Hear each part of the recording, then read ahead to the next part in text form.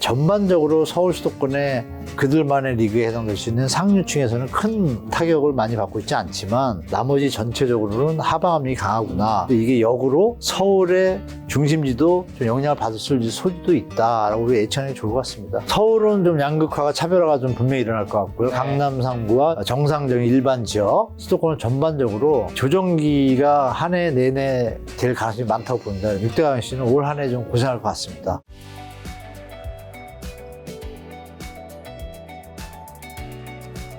자, 교수님, 최근에 가장 뜨거운 뉴스부터 안 여쭤볼 수가 없습니다.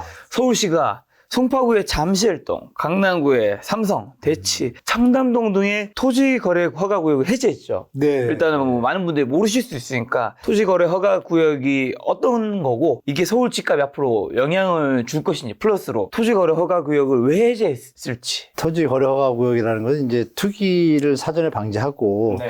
실거주 위주의 어떤 주택 정책의 어떤 명분이 있습니다. 네. 그 투기의 조짐이 있을 때는 토지 거래 허가 구역을 통해서 투기의 어떤 분위기를 네. 좀 잠재우고 정상적인 주택 시장을 유지하게 한 거죠. 네. 그래서 아시겠지만 그 토지 허가 구역이 우리 17, 18, 19년, 20년 뭐 문재인 정부 때부터 계속 지금 강남이 뭐 폭등했잖아요. 그 부분에 대해서 이제 토지 허가 거래 허가국을 묶었고 작년에도 사실 허가 해제하는 거 얘기가 나왔어요. 네. 실거주자라는 건 무슨 의미냐면 계약을 하고 나면 들어와서 살아야 되는 거예요. 네. 2년 이내에. 그렇게 안 하면 못 산다라는 거죠. 네, 허가를 안 해줘요. 계약을 할 수 없고 집을 살 수가 없습니다. 네. 그러니까 실소유주만 거래하게 되겠죠. 그럼에도 불구하고 부동산 분위기가 강남의 어떤 호재로 인해서 좀 올랐었잖아요. 그런데 이제 그럼 왜 풀었는지 우리 한번 역으로 한번 생각해 볼 수 그러니까요. 있겠죠. 오르고 있는데 왜 풀었을까요? 그럼 여러분들이 생각하실 게 강남을 제외한 수도권 네. 그리고 강남을 제외한 서울의 다른 구, 특히 뭐 도봉구, 또 성북구, 또 금천구 뭐 이런 쪽들은 지금 하락이 계속되고 있잖아요. 근데 그 여파가 수도권도 그렇고 서울 외곽도 그런 데다가 지방은 거의 뭐 다 아시잖아요. 안 좋죠. 네, 그런 분위기에서 만약에 강남까지 하락으로 터닝 포인트를 갖게 되면 전 부동산에 대해서 좀 과도하게 내려갈 수 있겠다라는 리스크에 대한 개념도 있겠죠? 잘 올라가고 있는데 왜 풀까요? 그죠? 거래 허가를 하는데도 잘 올라갔잖아요. 네. 그 풀었다는 건 우리가 이면을 생각할 게 가격 하방 압력이 존재한다는 걸 판단하고 이걸 풀어줘서 그걸 유지하기 위한 것도 이런 쪽으로 생각할 수가 있어요. 계엄 사태로 인해서 누가 대통령이 될지 모르지만 지금 현재 어떤 분위기상으로 그냥 컨센서스라고 그럴까요? 추측으로는 민주당이 집권할 가능성이 높다라고 보는 경우가 많잖아요. 그럼 민주당 집권했을 때의 부동산 정책에 대한 예측이 조금 가능하잖아요. 뭐 그전에 뭐도 똑같았고 그렇다면 부동산 활성화보다는 정상화 수준에서 그리고 규제는 또 들어올 것 같아요. 아시는 바와 같이 뭐 공시지가 과표 현실화도 줄였다가 이번 정부 들어서 풀었고 종부세도 마찬가지고 여러 가지 분야가 다 풀었잖아요. 그러면 그거를 그냥 그러니까 정권마다 어떤 정책 방향이 있잖아요. 그거를 예측하는 소유자 입장에서 그러니까 이건 가상의 시나리오예요. 나쁘게 얘기하면 음모론, 좋게 얘기하면 전략? 그쪽 분들의 친시장적인 그분들 입장에서 이거 부동산 시장에 압박을 받을 수 있다라 그러면 지금 풀어야 가격이 유지가 될 거고 그러면 매도하는 분들한테는 찬스죠. 그러니까 매도하려고 준비하던 분들한테 계엄이 터지면서 타임을 놓쳤잖아요. 그렇죠. 이거 잘 안 사. 이분들한테 기회를 주는 것도 있을 수 있어요. 오세훈 시장은 서울시장이니까 서울의 어떤 그 부동산을 잘 알잖아요. 또 부동산을 또 해박해요. 그런 시나리오도 우리가 생각해 볼 수 있다. 그렇다면 그분들이 처리하고 나왔을 때 뒤에서 이어지는 추가 매수가 과연 계속 갈 것인가. 네. 이거는 우리 시청자분들 한번 생각해 보셔야 될 것 같아요.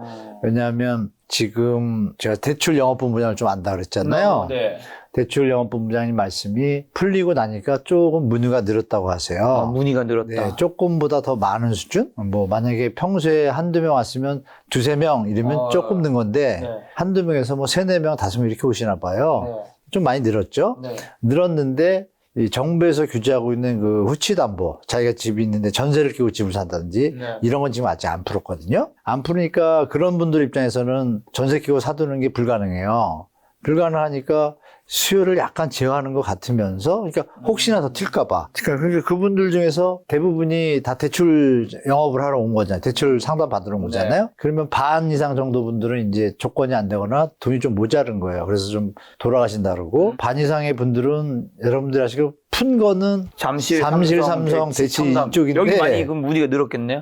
네, 근데 아이러니하게 이 서초 반포를 묻는 분이 더 많다는 거예요. 왜요? 여기를 풀었는데? 그러니까 이제 서초 반포가 지금 올라가서 딱 A라는 라인에 있다. 그렇죠. 근데 이 나머지 지금 푼 이 친구들이 B라는 라인에 있다가 A로 올라갈 가능성이 생겼잖아요, 일단. 그렇죠. 심리적으로. 그러면 반포는 더 올라갈 수 있겠다. 이 심리가 작용하는 거예요. 토지거래 허가국이 여기 4개가 풀었는데 얘네들이 오르면 올라와주면 우리 더 여기도 가야지. 조금 더 간다라는 그렇죠, 거죠. 그렇죠. 그런 수요자들이 조금 더 붙는데 너무 비싸게 올라다 보니까 네네. 빠꾸 맞는 분이 50% 되더라 이런 얘기를 들었어요. 그러니까 시장이 지금 시장은 전형적으로 네. 그 자산가들 여유 있는 능력 있는 분들이 지금 움직이고 있는 시장인데 그 수요가 과연 추세적으로 중장기적으로 이어질지는 모르잖아요. 그걸 같이 보면서 혹시 뭐 강남 쪽에 관심 있는 분들은 요번에 막 오른다 해서 막 따라갈 것이 아니라 차근차근히 시장 보면서 수요가 또 받쳐주는지 보고 한두 달은 더 봐야 되지 않을까 저는 그렇게 보고요. 나머지 지역은 그 바람에 이게 이제 강남에 만약에 3달, 4달 더 가주면 또 동생들이 또 따라 올라가는 심리가 발동하잖아요. 그럴 가능성도 없지 않아 있습니다. 근데 그거에 대해서는 정부가 그 IMF에서 보고서가 2월 7일 나왔는데 그 보고서에 의하면 이제 디레버리징에 대한 게 강하게 있어요. 네. 옵션이. 그 부분은 정부가 제어를 할 것 같아요. 그러니까 이 투트랙을 지금 쓰고 있는 것 같아요. 그러니까 이걸 뭐 다 설명드릴 수는 없지만 그들만의 리그에 대한 정책과 일반 시장에 대한 정책을 약간 투트랙으로 가고 있는 것 같아요. 네. 안 그래도 지난 주말에 제가 아는 반포에 사는 분이 집을 뭐 사는지 한 4년, 5년 됐는데 그 사이에 당연히 집을 샀으니까 뭐 부동산에 연락 올 일이 없잖아요. 근데 갑자기 연락이 와서 그분이 한테 집을 팔 생각이 있는지 물어봤다고 하더라고요. 매수가 들어왔네요. 네. 그러니까 집 내놓은 것도 아닌데 이제 먼저. 네. 그런 것도 이거랑 좀 연결되는 건가요? 방금 말씀하신 대출 문의랑 네네. 매수가 늘은 건 확실한 거죠. 늘은 건 확실한데, 이제 이게, 우리 그 아시는 분이 만약에, 이게 뭐 한 달 동안 계속 전화 오면은 진짜 확실한 매수고. 진짜 확실한 거고. 그런데 이제 뭐 좀 오다가 2, 3주 지났는데 좀 약간 다운된다. 끊긴다. 이러면은 아까 말씀드린 후자에 어떤 플레이가 좀 있을 수 있다. 이렇게 두 개 좀 같이 보시면 되겠고요. 파실 분들은 이때 파셔야 되겠죠? 네, 그쵸? 그 이유도 말씀해 주셔야죠. 다시 조정기에 들어가면 네. 일단 대선이라는 이슈가 있고 아까 말씀드린 대로 민주당이 집권할 가능성이 높지 않습니까? 그러면 민주당은 진보 어떤 정책상 과도한 투자 수익을 하는 것은 불로소득에 문제가 있다고 다 판단하고 있고 우리 청년들이 지금 힘들어 있고 이런 것을 다 감안하면 선거 대책으로도 나올 수도 있잖아요. 그걸 또 공약을 지켜야 되잖아요. 근데 그런 부분에 대해서 시장에서 또 소유자들은 미리 예측을 하겠죠? 그러면 1, 2년 내에 더 오르면 팔아야지 했던 분들이 지금 파는 게 낫다고 판단할 수도 있잖아요. 그럼 순간적으로 또 매물이 나오면서 다우닝 되는 가격들이 나오기 시작하면 또 판이 바뀌잖아요. 그러면 기사가 어떻게 나오고 있어요? 토지 거래 허가고요. 풀었음에도 한 달 만에 다시 이런 기사가 나오면 이게 또 충격이 더 커요. 차라리 없던 게 낫죠. 그죠? 이럴 시나리오도 예측은 되잖아요. 그러니까 그런 걸 같이 생각하면 제가 만약에 팔아도 되고 안 팔아도 되는 사람이에요. 그러면 이왕이면 좋은 값일 때 팔고 그러면 누구나가 지금 느끼는 게 한번 조정이 오지 않을까라고 다들 좀 생각하시는 분들이 많다고 봐요. 제가 볼 때. 그때 이제 다시 살 생각을 하겠죠? 뭐 이런 플레이의 시장이 벌어지지 않을까 그렇게 보고 있습니다. 교수님 말씀은 뭐 반포도 지금 단기적으로는 좀 더 오르겠지만 더 오를 것 같아요. 좀 더 장기적으로는 이제 다시 떨어지는 거기 때문에 이번 사이클에 팔 수 있다면 파는 게 네, 80분들은 좋을 수 있다. 그러면 제가 기사 보니까 잠실도 이제 30억 시대가 열리나 뭐 이런 게 있더라고요. 가능은 한데요. 오래 가지 못할 것 같아요. 오래 가지 네, 제 생각에. 분양가하고 물가 상승률하고 GDP 상승률 이런 거 배율 나오잖아요. 그걸 다 계산해 보면 이걸 보면 아실 것 같아요. 지금 가격 올라가는데 이게 채권 매수액도 뭐 바로 직결되는 요인은 아니지만요. 보시면 이 그림에서 보시면 이게 이제 채권별 순매수액이에요. 보시면 이게 이제 차례대로 2022년, 3년, 4년입니다. 다 늘었잖아요. 하나 준 게 있어요. 은행채. 은행채 금리가 좀 낮기 때문에 나머지 다 올랐잖아요. 지방채까지. 그러면 이 종류별로 말고 순채권에 대해서 전체를 따져보면은 개인채권 순매수액 연도별 추이예요. 보시면 19년, 20년, 21년 때 부동산이 좋았잖아요. 그럼 여기에 투자하신 분들이 계속 오를 거라고 봤겠죠? 봤다가 올라가기 시작하니까 어떤 분들은 2022년에 판 분도 계시고 23년대 판 분도 계시고 4년대 판 분도 계실 텐데 팔아서 어디다 투자할까요? 우리 전형적으로 경제학을 하신 분들은 아시겠지만 채권이나 금, 원자재, 안전자산에 투자를 하게 되잖아요. 어떤 리스크에 대비해서 그 현상이 벌어지고 있잖아요. 우리 저 구독자분들도 유튜브에서 많이 보셨을 거예요. 기본적으로 부동산이 오르냐 안 오르냐가 아니라 부동산이 고점에 갔을 때는 정리하고 코스톨라니의 달걀 모형도 그 얘기를 하잖아요. 그러니까 그런 것들을 생각해 보시면 약간의 VIP나 자산가들은 이 플레이를 하셨다. 이번 어떤 상승장에서 털고 한 번 조정받을 걸 예측하는 사람들이 많다는 얘기겠죠. 네. 그럼 이게 이제 시장 사이클의 어떤 다른 모습을 보여주는 건 사실이잖아요. 네. 그러니까 강남의 거래량이 아시겠지만 2021년도, 20년도에는요, 좋을 때 한 달에 평균 한 500건 정도였어요. 지금 50에서 100건밖에 안 돼요. 신고가 나오고 가격이 올라가는데 쉽게 말하면 주식시장으로 말하면 뭐죠? 거래량이 수반되지 않은 가격 상승은 페이크다는 거 다 아시잖아요. 그럴 가능성도 부동산에도 존재한다. 좀 이렇게 좀 말씀드려 보겠습니다. 다른 부동산 전문가한테 들으니까 2월에 옥수동에 안 팔리던 금 매물이 거래되고 함남도 성수동에도 매물이 실종되며 가격이 상승되는 분위기가 심상치 않다고 하던데 여기 이제 옥수동, 한남도, 성수동이라는 거죠. 여기도 실제로 그런가요, 지금 분위기? 네, 지금 그런 분위기로 가고 있습니다. 성수동은 주택 부분은 그렇고요. 상가 부분은 또 역전이에요, 거꾸로. 네. 상가 부분은 또 잘 나가다가 요즘 약간 힘을 잃고 있어요. 그래서 상가 매입하시거나 이럴 분들은 좀 조정기에 들어간 것 같아서 그걸 좀 활용하시는 게 좋을 것 같고, 주택 부분은 일단 주택수가 그렇게 많지가 않아요. 그 지역에 입지나 이런 거에 비하면 많지가 않고, 그래서 최근에 삼천리 3편가요? 거기서 77층짜리 사업을 하려고 그래요. 그쪽에. 거기 전망이 좋게 나오잖아요. 세우면. 그게 이제 사업소 다 체크해 봤을 거 아니에요. 수요가 있다고 판단한 거죠. 그 얘기가 나왔다는 얘기는 기존에 있는 주택 주거지들한테 점점 성수동이 좋아지겠구나라는 기대감을 갖게 하잖아요. 그러니까 뭐 지금도 많이 올랐지만 더 오를 거를 기대하다 보니까 잠시 물건이 들어가겠죠? 시장에 근데 전반적으로 죽지 않고 강남이 지금 치고 올라가는 분위기니까 우리가 많이 얘기하던 풍선 효과 있잖아요. 그 분위기에 일단 따라갔지만 우리가 생각할 거는 이제 경제를 무시할 수는 없잖아요. 그렇죠. 경제 쇼크나 뭐 이런 것들이 나타나면 조정이 올 수도 있으니까 그 두 가지 시나리오를 같이 보셔야 될 것 같습니다. 그러면 이제 결국 지금 여기 동들이 결국엔 강남구, 서초구, 그다음에 송파구, 용산구, 성동구 중에서도 최고의 입지라 불리는 그 동들이 좀 더 올라간다는 거잖아요. 그렇죠. 네. 그럼 지금 그 외에 이제 구들도 되게 많은데 서울에 그 외 구들은 1월에 2월 지금 그 집값 상황은 어떤가요? 좀 다를 것 같아요. 거기는 그냥 보합 정도? 일단 따라가려고 애를 쓰겠지만 네. 어느 정도 그 심리를 누를 수 있는 게 뭔가요? 그 공급량이죠. 네. 살 사람은 10명인데 물건이 30개 돌아다니면 암만 담합을 하고 물건을 재운다 그래도 결국은 티가 나잖아요. 그렇죠. 그게 이제 지금 강동구도 그 올림픽 파크 포레온이 들어왔는데 전세 가격이 버티고 있어요. 초유의 일이에요. 원래는 6, 7억 정도 8억까지 내려가야 되거든요. 근데 지금 10억, 11억 버티고 있는데 여기서 중요한 점이 1월 20일부터 잔금 시작해서 3월 초까지가 입주 기간이에요. 근데 지금 2월 말 됐으니까 거의 다 됐잖아요. 근데도 물건이 몇천 개가 남아 있어요. 그러면 이건 뭐냐면 담합의 성질이 좀 보입니다. 제가 볼 때.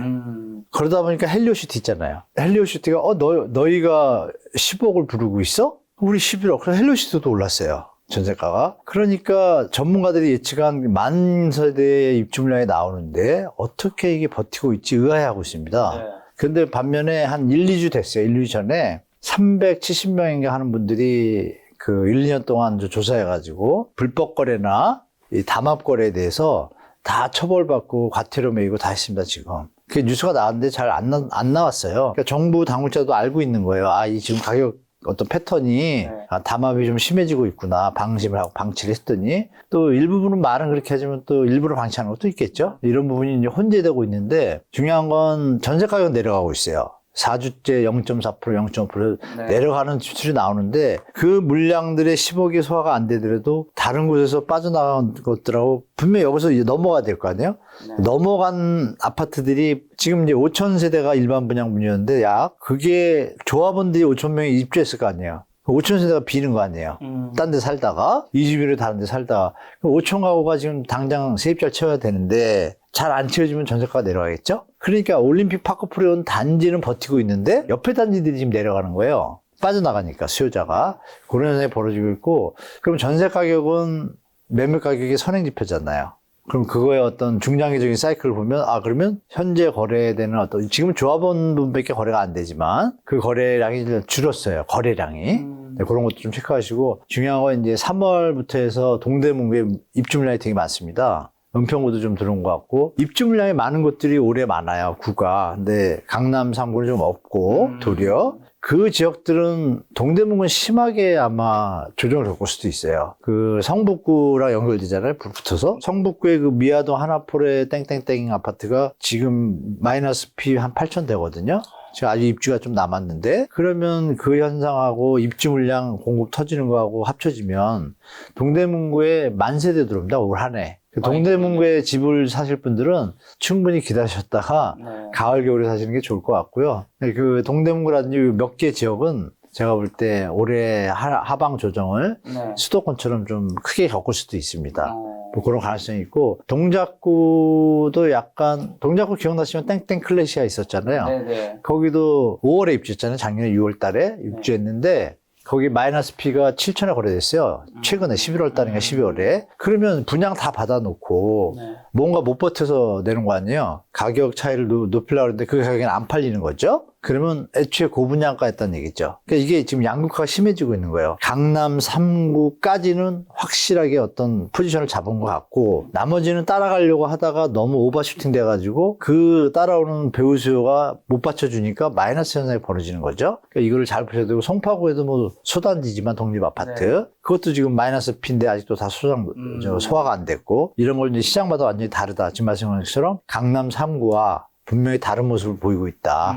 이걸 좀 체크하시면서 움직이셔야 될 것 같아요. 강남 3구도 한번 얘기해 주셔서 제가 한번 더 여쭤보고 싶은 게 이건 지금 삐처리 돼서 나갈 건데 뭐 이라든가 이미 집값 상승을 얘기하시지만 이게 전국적인 집값 뭐 수도권 전체가 아니라 강남 3구 같은 뭐 선호 지역은 상승하고 지방은 굉장히 힘들어질 수 있고 그 사이에 있는 것들도 뭐 그렇게 이제 집값이 오르는 게 아니라 이제 하락이나 보합 정도로 얘기하시는 것 같은데 지금 이제 교수님과는 조금 이제 의견이 다른 게 집값 하락은 맞지만 이쪽은 상승 얘기하시는 분들은 강남 3구는 더 간다라는 입장인 거잖아요. 요거 다른 부분이 있잖아요. 뭐가 다른 거야? 그러니까 교수님은 강남 3구가 지금 좀 더 오르지만 앞으로 조정을 겪을 것이다. 저는 그렇게 그렇게 생각하고 여기는 계속 간다. 이게 생각하시잖아요. 왜 여긴 의견이 좀 다를까요? 그게 궁금했어요. 이렇게 생각하시면 여기는 집값 양극화 생각하시더라고.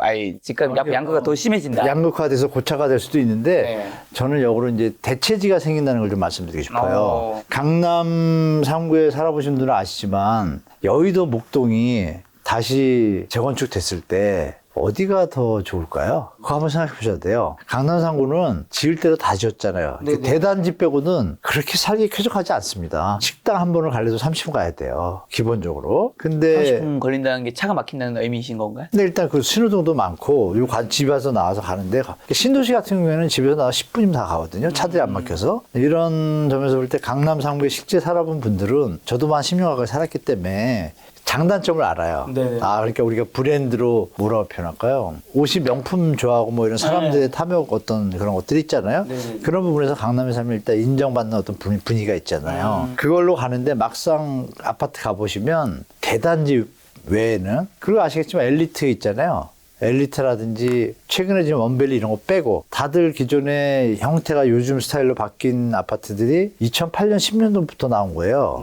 홈 오토 비슷한 게 이런 것들이 그거 지금 2008년도인가 9년도에 입주했으니까 몇 년이에요? 벌써 16년 차, 17년 차잖아요. 20년 차에 조금 있으면. 근데 재건축하게 생기지 않았잖아요. 그렇죠. 더 가야 되잖아요. 근데 그 안에 조경은 참 잘 돼 있어요. 5천 세대짜리들이 조경은 잘 돼 있는데 그때는 커뮤니티에 대한 개념이 대형 올림픽 파크포레온이나 최근에 뭐 고덕동에 그쪽에 부지가 택지가 워낙 넓으니까 그런 데서는 막 대형 막 헬스 이런 데 또 개포프레 이런 데 대형 헬스장에 들어가가지고 커뮤니티가 의리리 하거든요. 원벨리 가봤는데 깜짝 놀랐습니다. 그럼요. 근데 이제 지금 말씀드린 송파 그쪽 뭐 엘리트 그쪽은 그 커뮤니티가 그런 것들이 예정에 짓다 보니까 그게 좀 부족해요. 그러면서 지금 가격이 많이 올라갔잖아요. 그러면 비교하게 되잖아요. 그러면 송파의 그 삼성역 GTX 이런 걸 예측을 하고 올해 선반영된다 그러잖아요. 개통될 때쯤에는 이미 반영된 게 끝나잖아요. 그런 걸 추산을 생각해 보시면 조정이 될 수 있을, 이게 제품도 봐야 되잖아요. 입지도 봐야 되지만. 그러니까 이런 게 있는 것 같아요, 여러분. 아파트를 지을 때 한 건설사가 짓잖아요. 예전에는 이제 갑자기 물량이 크니까 컨소시엄으로 많이 지었어요. 그러니까 최근에 지금 재건축 조합들 2,000, 3,000세대 넘는 단지들이 어떤 조건을 내세우냐면 입찰을 한 시공사, 컨소시엄 안 한다 이래요. 컨소시엄을 하면 묘한 일이 벌어지는 거예요. 하자가 좀 생기나 봐요. 뭐 그런 것도 좀 말씀드리고 싶고, 그래서 하여간 강남 3구가 조정을 받을 수밖에 없는 건 너무 올랐기 때문이에요. 일단 짧은 시간에. 그러니까 단기간이죠. 3배가 올랐단 말이에요. 전국적으로는 2배에서 220% 정도 올랐는데 강남은 조금 피크가 나는 것들은 다 3배 이상 올랐어요. 그러니까 제가 암만 계산을 해봐도 이게 유지되는 건 약간 오버슈팅 같다. 근데 또 이런 부분은 있습니다. 제가 고소득자 이 숫자를 한번 체크해보고 있는데 지금 요건 다음에 나오면 좀 말씀드릴게요. 고소득자들 중에 요새 젊은 고소득자가 많잖아요. 그렇죠, 많이 유튜버든 뭐 가수분이든 뭐 여러 웹툰도 있고 뭐 비트코인도 있고. 근데 비트코인 하신 분들은 물론 엄청 벌어서 뭐 50억, 100억 벌었으면 사겠지만, 그 얘기도 이제 말씀드리면 비트코인 때문에 집값이 오른다는 거는 잘못된 겁니다. 만약에 김 작가님이 비트코인을 가지고 있어요, 지금. 네네, 한 뭐 100억 가지고 있어요. 네. 없지만 100억 정도는. 뭐 예를 들어서 50억이라고 가정할게요. 50억. 자, 50억을 갖고 있는데 지금 이거 갖고 강남을 살 수 있어요. 그렇죠. 있는데 지금 강남 집값이 그러면 30억인데 얘가 40억, 50억 될까? 시간 좀 걸리겠는데 그러면 거꾸로 비트코인은 50억이 60억 될까? 더 될 것 같잖아요. 네. 시장 환경이. 그러면 강남이 만약에 시나리오가 두 개잖아요. 강남도 오르고 비트코인도 오르면 네. 비트코인이 더 오를 것 같은 생각이 들 거고 강남은 내리는데 비트코인은 오르면 갭이 더 벌어지잖아요. 그럼 어떤 투자를 선택하겠어요? 지금 이 비트코인이 총 2,100만 개로 제가 아는데 네, 2,100만 거기서 지금 반감기 다 주고 100만 개인가? 500개 안 남았잖아요. 얼마. 네. 그러면은 내려가는 데는 제한적이고 올라가는 상승에 대한 것은 약간 리미트가 없는 분위기가 되잖아요. 그러면 제가 갖고 있다가 할 때 더 오를 수 있는 여지가 있는데 일단 배팅 심리를 갖고 있지 않을까요? 그럼 더 들고 있다가 강남이 조정받을 때 사는 게 제 최고의 시나리오고 네. 아니면 지금 사고 그냥 나머지 갖고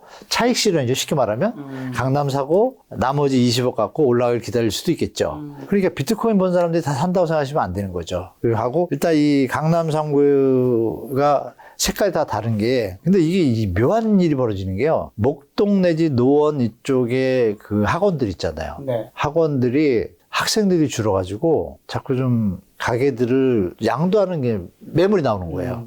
목동이 왜 학생이 줄어요? 목동은 3대 교육. 아니 학원이 안 돼서 학원이 그러니까 목동은 딴 데 보면서 덜한데 나머지들은 지금 학원 폐업이 제가 알기로 지금 매물이 작년에 2배가 나왔거든요. 몇천 개가 나왔거든요. 젊은 층 인구가 줄어서 그런 건가요? 아니면 학생들 다 인구가 줄고 있잖아요. 강남 뭐 대치로 더 집중해야 돼서 그런 건가요? 그러니까 그분들이 도리어 여기서 안 될 것 같으니까 강남 대치로 또 가는 거예요. 더 쏠린다는 거군요. 네, 쏠림이 학원이 늘어나니까 학원 입장에서는 네. 평균 매출은 또 어떻게 돼요? 줄잖아요. 네. 이런 현상이 또 벌어지고 있는 묘한 현상이 있어서 그래서 이런 얘기 있잖아요. 예전에 강전파라 그래서 강남 전세파 학군 수요가 지금 예전 같지 않거든요. 불이 났어야 되는데 학기가 바뀌는 때가 와도 전혀 뭐 시장이 크게 움직이지 않거든요. 지금 전세가가. 이것도 새로운 현상이잖아요. 그러니까 예전하고 조금 다른 현상들이 자꾸 나타나는 점에도 우리가 약간의 미래를 예측하는 어떤 생각도 한번 가져봐야 될 것 같아요. 네. 그렇죠? 그래서 대체지는 아까 대체지 얘기하다 말았는데 마포구와 동부 이촌동 쪽이 개발되면 제가 볼 때 입지를 볼 땐 거기가 더 좋지 않은가요? 직주 근접에서는 강남이 더 좋은데 마포 쪽에 또 지금 자꾸 풀어줘가지고 조금 용적을 지금 많이 풀어줬고 또 더 풀어줄 것도 같은데 그게 아시겠지만 광화문하고 서울역 그 라인이 있잖아요. 그거 계획이 서울시에 있기 때문에 그쪽 용산공원하고 같이 해서 개발이 더 강하게 들어가면 여러분 그 해가 뜨면 이런 얘기 들으면 또 안티가 많을 텐데 아시는 사실이겠지만 강북에 있는 강변 아파트는 아침에 해가 들어옵니다. 강남에 있는 아파트들은 저녁에 해가 들어옵니다. 향이 틀리잖아요. 네. 거실을 갖다 이쪽에다 그렇죠. 이게 틀리기 때문에 아시는 분들은 아시는 얘기예요. 그래서 일부러 아파트를 약간 틀어서 세우기도 하고 그러는데 엄밀히 말하면 강변 아파트 중에 제일 좋은 입지는 이 강북 쪽 라인인데 해가 드는 남양인데 그 남양의 고수부지라고 표현해야 되나요? 요즘은 한강공원 거기랑 연계성이 약하잖아요. 강남 쪽은 잘 좀 정리가 맞아요. 됐는데 이것 때문에 지금 가치가 강남보다 저평가가 됐지만 제가 볼 때 세월이 흘러서 거기 대체지가 될 가능성이 많은 곳이라고 이제 보는 거죠, 저는. 그러면 제가 볼 때 그쪽이 대체제가 될 가능성이 좀 많아 보인다. 이게 왜 그렇게 말씀드리냐면 뉴욕이든 맨하탄이든 도시 재생 과정을 거치면서 구도심 있죠. 구도심이 다시 한번 리모델링 하던 타임이 꼭 와요. 네. 근데 대한민국이 지금 그런 때가 지금 거의 온 것 같아요. 제가 볼 때. 그러면 종로 가보셔도 아실 거고, 그죠? 뭐 좋게 말하면 뭐 문화재를 살린다고 얘기하지만 건축 기술이 발달했으니까 잘 활용하면 기가 막히게 이 스카이라인을 만들 수가 있잖아요.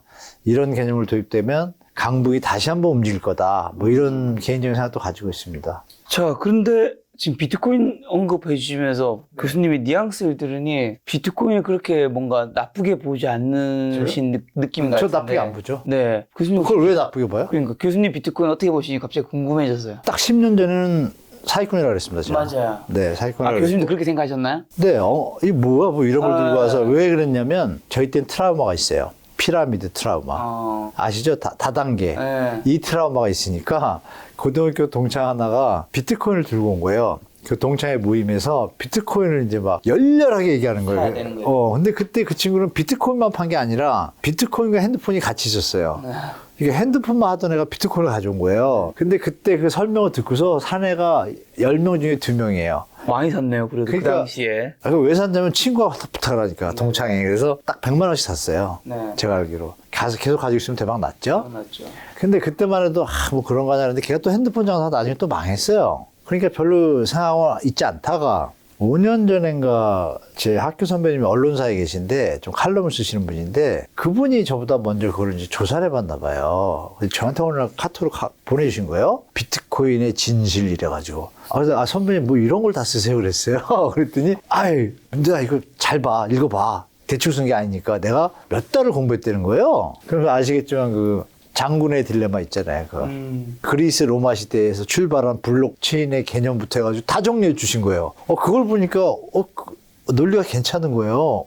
맞네 이게. 그리고 저는 그때 현대 화폐의 어떤 공급의 문제점에 대해서 고민할 때거든요. 이게 계속 풀어도 되나? 이게 가치가 없는 건데 신뢰로 쌓여 있는데 신뢰가 무너지면 이건 난리가 나겠구나. 이런 거 고민하고 있던 때 얘가 나온 배경까지 설명이 다 돼 있는 거예요. 그래서 한번 보니까 되게 좋네 하고 넘었어요. 넘었다가 3년 전 되니까 비트코인이 계속 안 나오고 가네요. 그때 한번 진입하려다가 그 뭐라 그러죠? 다른 비트코인도 있잖아요. 이름만 다른 알트코인. 뭐 여러 개 있대요. 네, 뭐 비트코인 제외한 모든 이더리움, 네, 뭐 이더리움, 뭐 솔라나, 뭐 리플. 잘 아시는구나. 역시. 그러니까 저는 그게 너무 많으니까 이게 뭐지? 여기서 또 헷갈리더라고요.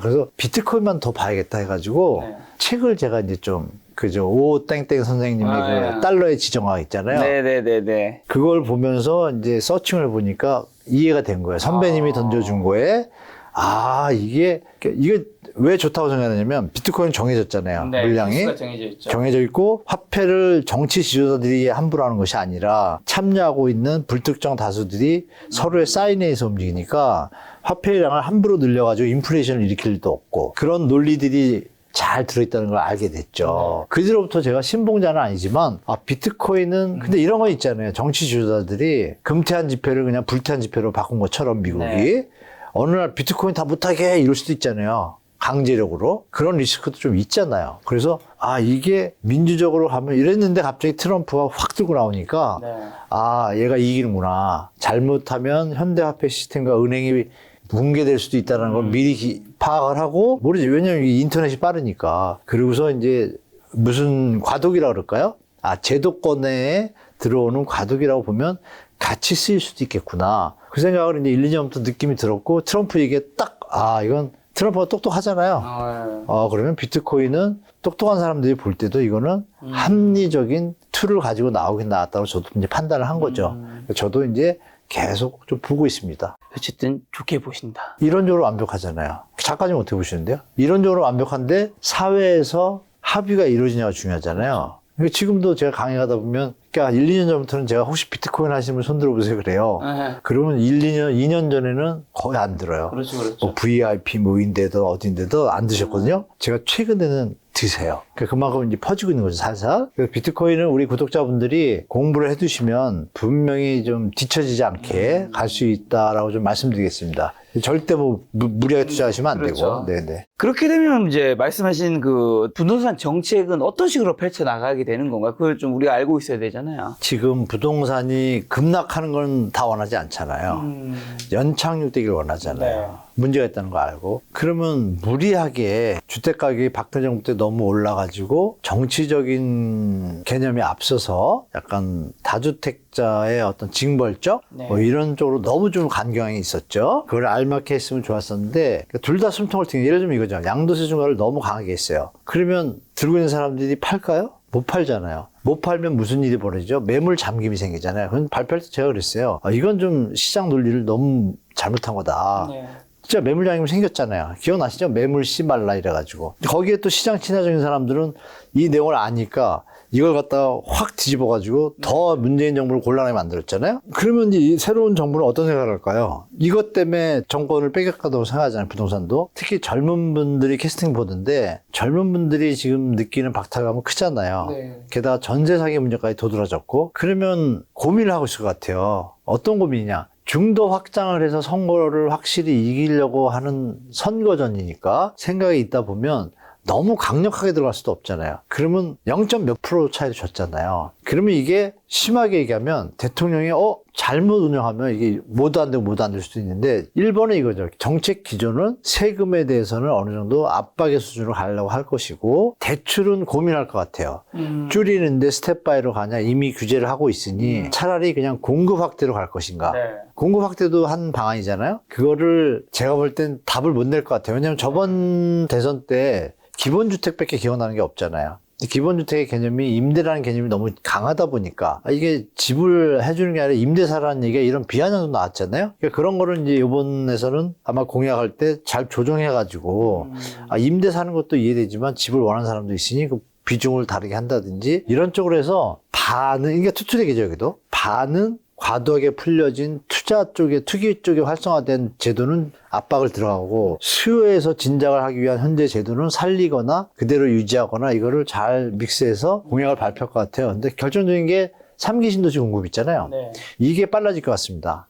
아직 발표는 안 했지만 네. 제가 볼 때 그거 빨리 안 하면 이상하게 되죠. 왜냐면 같은 당이었던 문재인 정부에서 그걸 만들었잖아요. 근데 윤석열 정부에서 건설사 PF 문제로 공급이 많아지면 이게 더 박살나니까 제어를 했잖아요. 네. 30만 가구인데 지금 뭐 1, 2만 가구밖에 안 했잖아요. 많잖아요. 마음만 먹으면 10만 원, 20만 원 바로 하거든요. 그러면 이거를 좀 메인 전략으로 갈 수도 있겠죠. 그럼 젊은 층에 좀 호응이 있겠죠. 그래서 3기 신도시의 공급이 빨라질 경우에는 주의할 건 그거죠. 너무 많은 물량이 한꺼번에 나오면 또 심리가 바뀌어버리잖아요. 이런 걸 잘 조정하면서 연착륙 쪽으로 이쪽으로 정책 방향이 나올 것 같아요. 그러니까 상승을 제어하거나 약보합의 연착륙 패턴으로 가는 게 경제를 위해서도 좋고 미래를 위해서도 좋잖아요. 네. 그쪽으로 정책이 나올 것 같아요. 세금은 좀 만질 것 같습니다. 제가 볼 때. 근데 요즘에 이제 한국 경제 및 경기가 굉장히 안 좋다고 하잖아요. 부동산 시장에서 느끼는 경기도 좀 많이 안 좋다고 느끼시나요, 교수님도? 이번에 이제 대한민국 경제가 지금 자꾸 이제 부정적인 어떤 기사들이 많이 나오잖아요. 이거 하나 보시면, 그림 보시는 바와 같이 대미 수출입 동향을 제가 정리해봤어요. 했더니 빨간 선이 이제 대미 수출액이에요. 그리고 파란 선이 수입액입니다. 그럼 격차가 이제 우리 흑자 내용이잖아요. 그럼 밑에 그림 보시면은 주황색이 4개가 있어요. 주황색 4개가 지금 앞에보다 반토막 났잖아요. 네. 이때가 이제 트럼프 1기 때입니다. 네. 그때 아시겠지만 세탁기 관세부터 해서 좀 관세들이 붙었었죠. 그리고 이제 바이든이 되면서 좀 올라왔잖아요. 이렇게 쭉 올라와서 이게 이제 2024년 중인데 실제로는 이게 1200까지 올라갔어요. 역대 최대입니다. 그리고 무역 흑자액은 500억 달러 넘었어요. 560억인가 그래요. 선이 이렇게 쭉 올라갑니다. 이렇게 여기서 쭉 올라가는데, 그래서 한 500억 이상이 이제 흑자가 생긴 거예요. 근데 이거를 갖다 트럼프가 얘기를 해요. 얘기를 해서 좀 문제가 있다고 얘기하면서 4월 2일 날 자동차 관세 언급했잖아요. 이 자동차가 우리가 수출이 잘하고 있어요. 제가 제목이 있으면 일본 제낀 위대한 K자동차, 기쁨은 잠시 있잖아요. 작년에 처음으로 일본을 제꼈습니다. 이건 박수 칠 일입니다. 제가 개인적으로 한 번 더 칠 텐데, 대한민국 정말 위대합니다. 넘기자마자 트럼프가 그 얘기를 하는 거예요, 지금. 그럼 우리가 타겟이 되잖아요, 사실. 네. 멕시코는 바로 옆에 있는 나라지만 우리는 멀리 있는 나라인데 힘든데, 그래서 그거를 트럼프는 뭐 워낙 그런 스킬이 뛰어나니까 결국 부담이 올 것 같아요. 근데 그 비중이 문제인 거예요. 여기 보시면 우리 자동차 수출 중 미국 수출이 50% 반이에요. 근데 미국 수출 중에 30%가 자동차예요. 그러면 우리가 생각할 게 반이고 30%인데 25%니까 최소한 10%는 마이너스 나는 거예요. 네. 그러면 이 얘기는 뭐냐면 외환 달러가 그만큼 수입이 줄어든다는 얘기잖아요. 작년보다. 근데 이게 이것만 있는 게 아니라 다른 분야도 있잖아요. 알루미늄 철강도 꽂혔죠. 그리고 세탁기 또 얘기했거든요. 기억나세요? 1월 27일에 얼마 전에 세탁기를 또 얘기합니다. 여기 그림이 없는 세탁기를 얘기하는데 세탁기는 120만 대까지 쿼터제예요. 그 다음부터는 관세가 50%입니다. 그래서 120만 대까지 20%고. 네. 근데 이게 작년에 끝났거든요, 재작년에. 문재인 정부에서 그 WTO 제소해가지고 20% 된 걸 1년마다 낮춰가지고 2023년도에는 15%로 낮춰졌어요. 추가된 거는 이제 여전히 또 30% 40%고. 근데 트럼프가 된 바람에 이제 악몽이 살아난 거죠. 그래서 LG 같은 경우에 지금 야, 이러면 이거 남는 게 없겠다. 이래서 LG 최근에 기사가 LG 공장 이전 고려. 이런 기사가 떴어요. 그 얘기는 뭐냐면 우리가 더 팔 수 있는데 관세하고 이런 걸 계산하니까 답이 없으니 그러면 버는 것 같지만 이게 잃는 거나 똑같은 거예요. 우리 노하우를 가지고 우리 국민들이 일을 해서 돈을 벌어야 되는데 인건비는 다 미국에 나가고 그죠? 찌끄레기만 받는 느낌이잖아요. 그러니까 이거는 경제 수출 전선에는 분명히 마이너스 요인인 거 확실하죠. 이게 이제 반영이 돼서 환율에 대한 어떤 세계 은행들의 컨센서스가 이제 환율 위험 센터라고 있어요. 우리나라에 한국무역공사에서 운영하는. 네. 거기서 이미 1,400원 넘는 거로 이미 예측이 됐었어요. 개엄 전에. 그러니까 우리 시청자분들이 예측하실 게 뭐냐면 환율이 개엄 전에도 1,400원이 될 거라고 세계은행들이 예측을 했다? 그게 이제 시장에 나타난 거고, 개엄이 터지고 나니까 바로 뭐 1,470원 가고 80원 가고 이런 겁니다. 그래서 여기에 이제 빨리 마무리가 되고 가면 좋아질 텐데, 당분간 힘들고, 이 그림 보시면 환율이 그러면 높을 때, 환율이 당분간 좀 갈 것 같아요. 가면 좀 약간 고차가 됐죠. 1,400원이. 네. 계속 50원대에서 노니까. 근데 여러분 더듬어보실 게 국민연금한테 600억 달러 수합해가지고 퍼붓잖아요. 근데도 역부족이잖아요. 그 안 뽑았으면 어떻게 됐겠어요?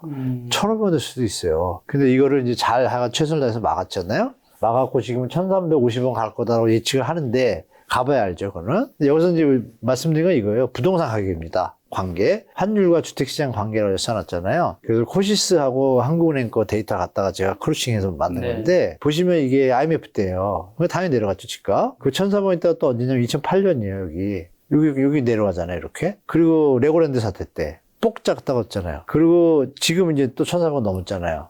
꺾기 시작했잖아요. 근데 지금 아까 우리 토지거래허가 얘기했잖아요. 그러니까 억지로 밀려 올리는 거예요. 제 생각이 그런 거죠. 그래서 그러면 1,400원이 지금 뭐 토지거래허가든 수요 공급든 상관없이 여기 세 번의 1,400원 시절에는 100% 내렸구나. 이거는 증명이 됐잖아요. 이번에 다를 수는 있어요. 물론 그죠? 근데 가능성은 내려갈 가능성도 우리가 예측을 해볼 필요는 있겠죠. 그래서 이게 더 올라가서 요새 조금 조정돼서 이렇게 왔는데 얘가 여기서 쭉 가면 이 선은 언젠가 한번 꺾였다가 올라와 줘야겠죠. 그러니까 환율이 내려오는 시점이 다시 상승기가 될 수 있고 그런 건 좀 유추가 가능할 것 같아요. 그래서 경제 상황이 또 마지막으로 말씀드릴 게 그 신탁사 문제를 제가 예전부터 말씀드렸잖아요. 네. 부동산 PF 언제 터져도 이상하지 않다. 제가 재작년에 나올 때 언제 터져도 이상하지 않다. 그리고 SBS 터졌고, 태양 터졌고, 신동아 터지고, 뭐 지방은 뭐 많이 터졌어요. 터졌다기보다는 좀 문제가 생겼죠. 근데 그게 이제 가랑비에 옷 젖는다고 서서히 지금 스며드는 걸 어디서 느끼냐면, 최근에 그 한국기업평가라는 데가 있습니다. 거기서 이제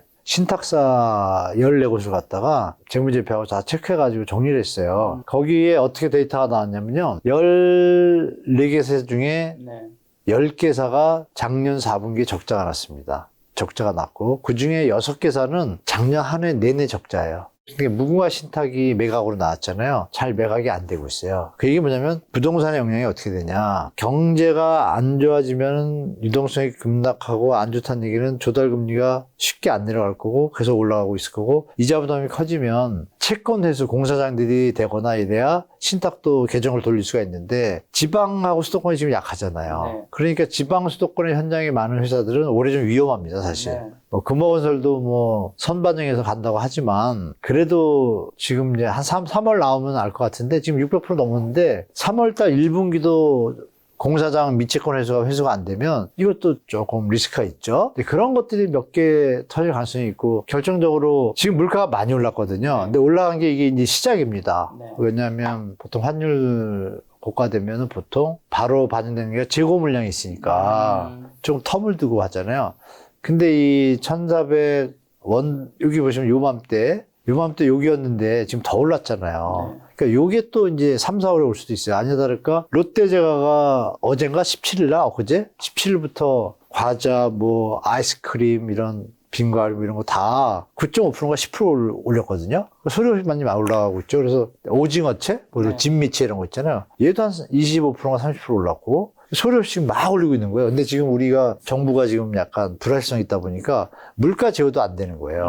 그러니까 이런 부분이 자영업자분들 입장에서는 그러면 원가가 올라가잖아요. 근데 매출은 지금 잘 안 늘어나고 있고 이런 것들이 우리 데드캣 바운스의 시발점이 될 수도 있겠다. 이런 생각은 대비를 해야 될 것 같아요. 그래서 정부가 최선을 다해서 뭐 새출발 기금에서 자영업자들 폐업을 막고 도와주고 있지만 그게 좀 제가 보기엔 역부족인 게 지금 데이터로 나타나서 자영업자 부분 리스크를 어떻게 잘 처리하냐가 그분들이 또 그 아파트를 담보로 사업을 하는 분들이 많거든요. 경매 물건 보시면 이게 좀 이해가 됐을 텐데, 이거 임의경매 물건인데, 경기도, 부산, 서울 임의경매 물건인데요. 네, 이게 이제 좋을 시절이고요. 좋을 시절에 좀 다운됐다가, 17년부터 다시 치고 올라갔잖아요. 그리고 이 2008년 글로벌 금융 2위에 이렇게 올랐잖아요. 근데 지금 여기니까 얘가 여기 다 가면 2010년부터 13년, 4년처럼 조정기가 올 수도 있는 거예요. 근데 여기 잠깐 내려갔잖아요, 이게 푹. 이게 내려간 게 왜 그러냐면, 하도 경매가 갑자기 느니까 정부에서요. 서민 주거권에 대한 법정이 있어요. 이걸 개정을 했습니다. 왜 개정을 했냐? 너무 물량이 많이 나오니까 갑자기 짧은 기간에. 여기 보면 이 선이 완만하잖아요. 이건 갑자기 좀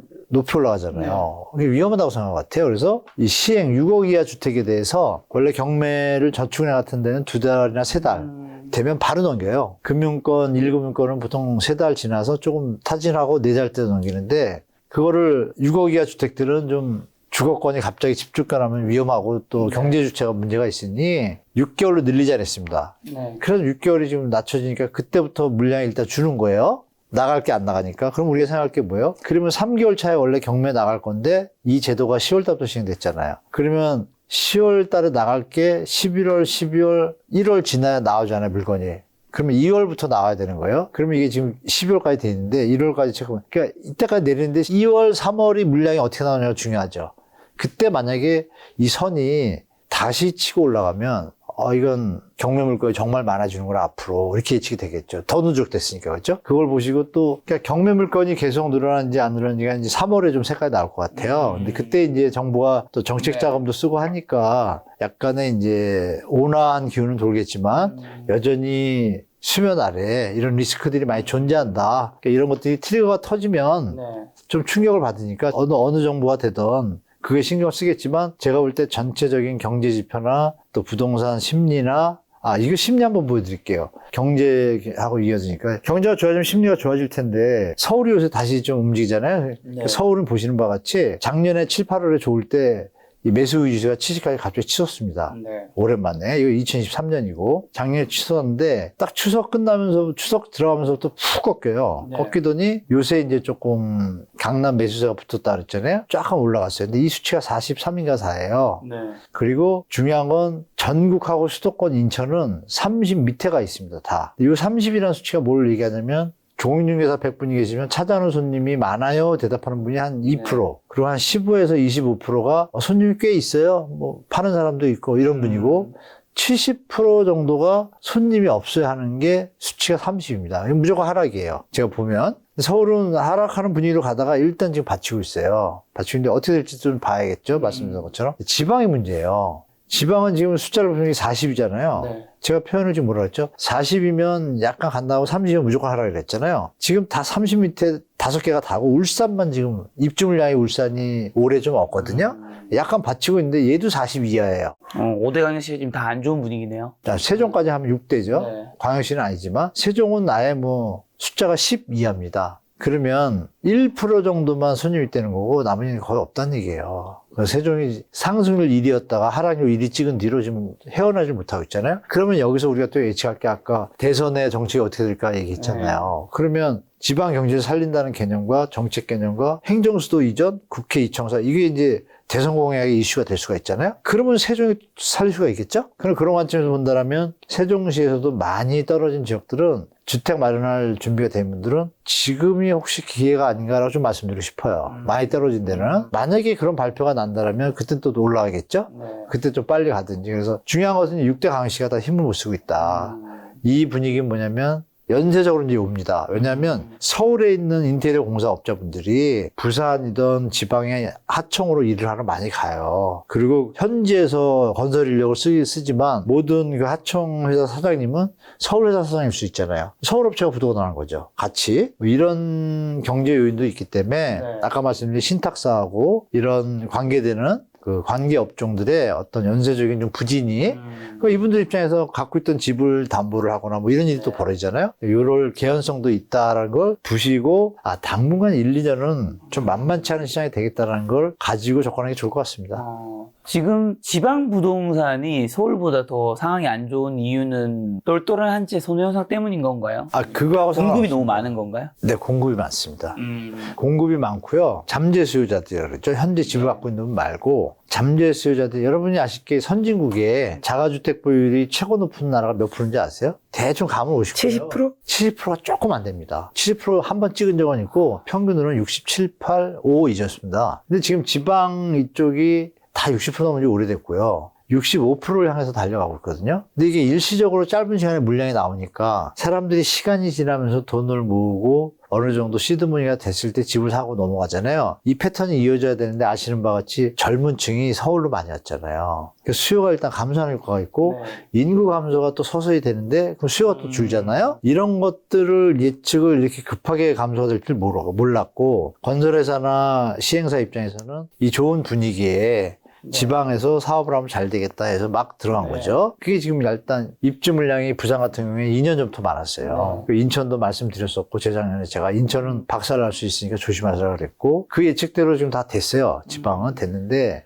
수도권도 거의 그래요. 수도권 여기 보시면 미분양 아파트 여기 있는데요. 광명 뜨겁잖아요. 광명 뜨거울 때 분양가가 막 11억, 12억 가길래 저도 이제 유튜브 하잖아요. 구독자들이 질문이 많이 오더라고요. 분양가가 너무 높은데 이거 어떻게 해야 되냐고. 네, 이건 뭔가요? 광명 뉴타운에 입주하는 아파트들인데요. 최근에 센트럴 아이파크가 1957세대가 이게 11월인가 입주했어요. 분양가가 이겁니다. 근데 11월에 거래가 됐어요. 11억 3,900에. 그리고 물건이 몇십 개가 있어요. 좀처럼 해소가 안 되고 있고요. 이것도 1월인가 2월에 이제 3,000세대, 3,500. 둘 다 거래가 요 최근에 2월에 됐어요. 이건 10억, 물론 4층이에요. 10억 2,800, 11억 8천. 같은 분양가에 같은 저겁니다. 그럼 이거는 거의 한 5천, 6천? 빠졌잖아요. 마이너스. 자이도샵은 9억 5천. 이건 한 거의 뭐 8천, 9천. 그러면 경쟁률을 보세요. 40대 5. 근데 이 당시 제가 뭐라 그러냐면 2009년 대자뷰 일어난다. 2011년이니까 2009년, 10년, 11년, 12년이니까 3년 더 하면 5년도, 6년도 되면서 마피 뜰 거다 그랬거든요. 요새 뜨고 있잖아요, 많이. 서울도 그렇고. 수도권 뉴스에는 많이 안 나오는데요. 어마어마합니다, 지금 마피가. 근데 이게 이제 트리거가 될 수가 있어요, 제가 볼 때. 왜냐면 서울에 계신 분들 입장에서는 대체지가 생겼잖아요. 그렇죠? 여기 단지들이 되게 좋아요.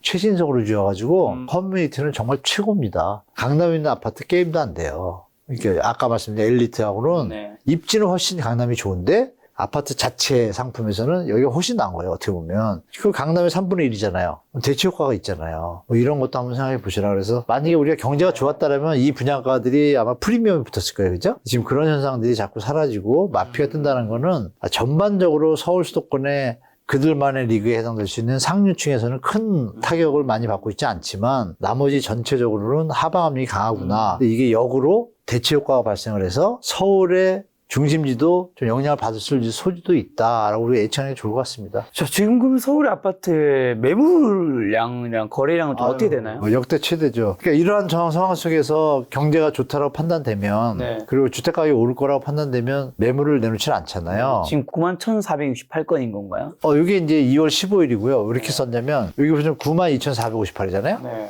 5일 만에 2,000건이 늘었어요. 아파트가. 최근에 5일 만에 1,000건, 2,000건이 는 경우가 별로 없거든요. 근데 중요한 건 이제 그 피크가 91,000건이었거든요. 11월 며칠인가 그랬어요. 그래서 잠시 가라앉다가 갑자기 치고 오는 거예요.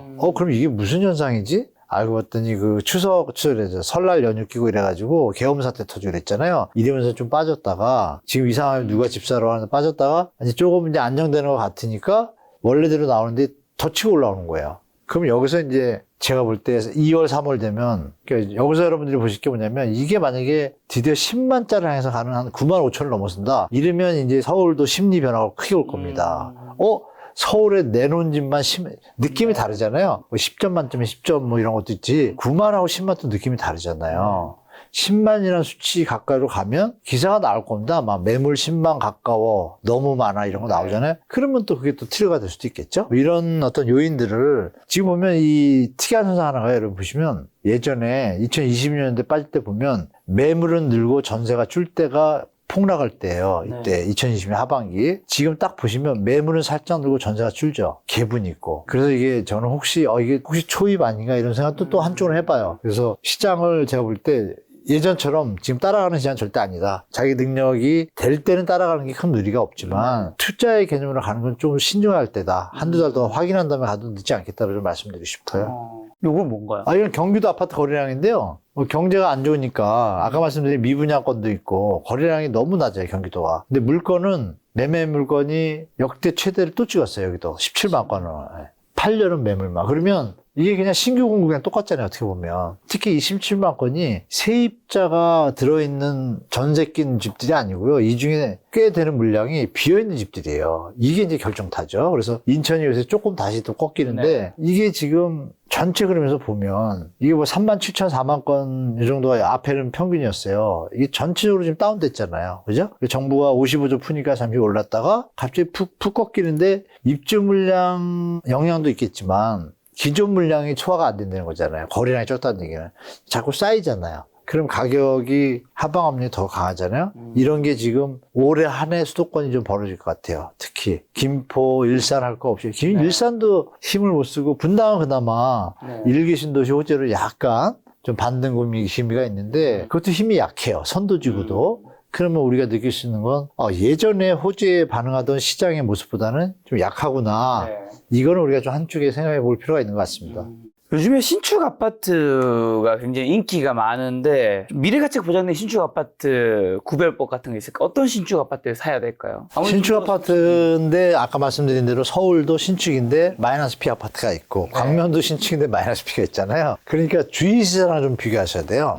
우리가 분양가 상한제라는 개념이 들어가 있고 그리고 주위시세보다 신축이라는 개념으로 메리트가 있지만 그래도 분양가는 보통 그보다 낮았어요. 근데 요번에 시장이 다른 게 분양가를 자유로 하면서 시세를 넘어버렸잖아요. 건축비 인상을 갖다가 매개체로 해서. 근데 이게 이제 갭이 생긴 거죠. 수요자들이 갑자기 로또가 맞은 게 아니잖아요. 그러니까 이런 부분이 미스매치가 난 타이밍 요즘이다. 그러니까 여러분들이 생각하실 게 그럼 신축을 살 때 무조건 신축이라고 비싸도 사야 되나? 그건 아니잖아요. 신축을 살 때 여러분들이 생각하실 게 지금은 신축을 강남 3구 빼고 강남 3구도 지금 송파에 지금 미분양 있거든요. 물론 단지수가 적어요. 좀 예외적인데 신축을 사실 때 단지수가 적다 그럴 수도 없는 게요. 300, 400세대 되면 커뮤니티 괜찮거든요. 근데 하도 요새 뭐 5천만 이러니까 사람들이 뭐 5천만 돼야 대단지고 그냥 1,000, 2천을 뭐 소단지라고 하는데 그것도 완전 착각입니다. 우리 시청자분도 아시겠지만 500세대면 어마어마하게 높습니다. 커뮤니티 다 들어가고요.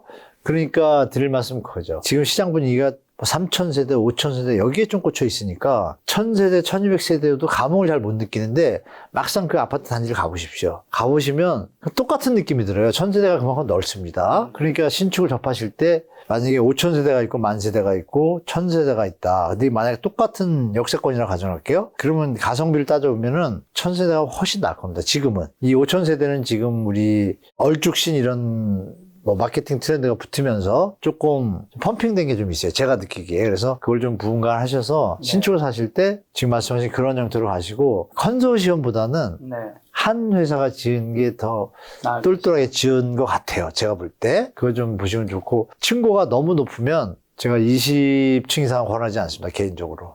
그러니까 이왕이면 20층 이하에 좀 집중하시는 게 낫겠다. 가격차가 조금 있더라도 그렇게 좀 말씀드리고 싶네요. 그리고 아까 전에 이제 과자 회사들도 막 이제 과자 원재료 이러다 보면 그 뭐 아이스크림 뭐 다 오르고. 이런 거 가격 오른 거 얘기하셨잖아요. 네네. 그럼 공사비도 뭐 그런 것도 굉장히 많이 올랐을 텐데 인건비도 많이 올랐고 이런 것들로 인해서 집값 상승에 좀 더 부추기거나 이런 건 없을까요?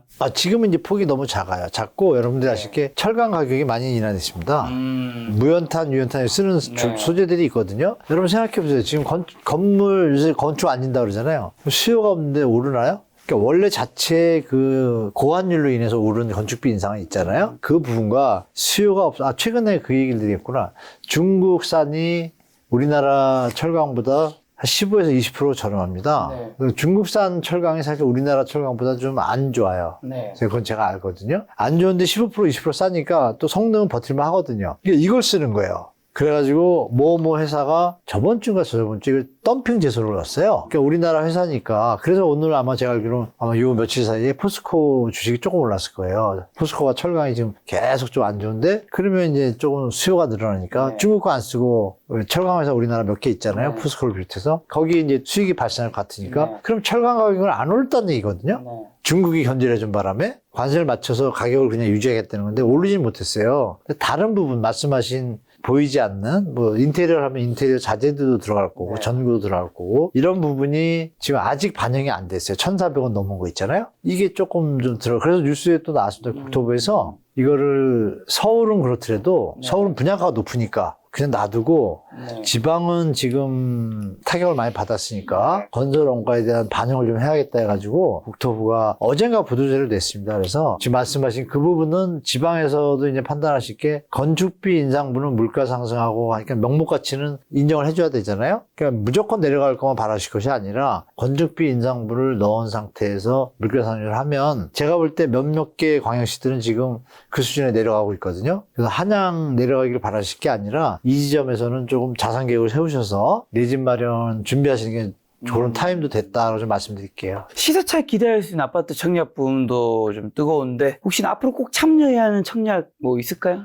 공공분양 요번에 고양 창나하고 한데 네. 좀 비쌌죠, 분양가가. 그래서 본청약 포기도 많이 했는데 청년 서민들 신혼부부들이 접근하기에는 당첨이 될 때는 하셨지만 여력이 안 되는 분들 많이 계실 거예요. 그래서 좀 본청약 포기가 좀 많았어요. 많은데 다 분양은 될 겁니다, 제가 볼 때. 그래서 정부한테 좀 아쉬운 게 정책이 잘못됐어요. 건축비를 인상한 것만 얘기하고 그 토지를 조성한 원가가 있잖아요. 그거 다 몇백에 샀거든요. 7억이 나올 필요가 없어요. 84제곱이. 네. 충분히 6억에 갈 수 있어요. 5억에. 네. 근데 이거를 건축비 인상을 갖다가 국민들 세금으로 네. 그렇죠? 땅 샀잖아요. 그럼 분양할 때 이익 조금만 남기면 되잖아요. 네. 근데 건축비 인상분을 10% 했으면은 그걸 왜 20% 올립니까? 분양가를? 그럼 명료하게 분양 원가라 그럴까요?